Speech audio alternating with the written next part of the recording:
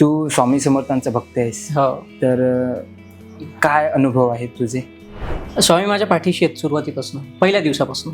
म्हणजे अगदी मी तुला अगदी छोटासा एक गंमत सांगतो की माझं पहिली जी ऑर्डर होती ती स्वामींची होती. अरे हां, ज्यातनं मला पैसे मिळाले होते.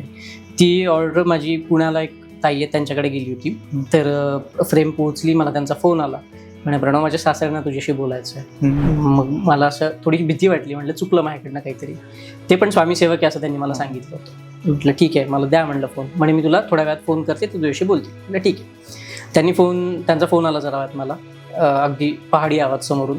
मला म्हणे प्रणवा तू काय केलंयस मला माहीत नाही, याला काय म्हणतात मला हेही माहीत नाही, पण तू जे केलंयस ते करत राहा, तुला स्वामींनी स्पर्श केलाय, असं म्हणून त्या माणसाने फोन ठेवून दिला.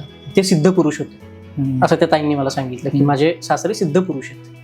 आणि असं बोलल्यानंतर मला तर अंगावर काटा आला स्वाभाविक, असं कोणीतरी म्हणल्यानंतर ऐकताना पण काटा आला. पण तिथून पुढच्या करेक्ट 365 दिवसात माझ्या नावावर वर्ल्ड रेकॉर्ड होतं. अरे बाबा. सो हे मिरॅकल आहे.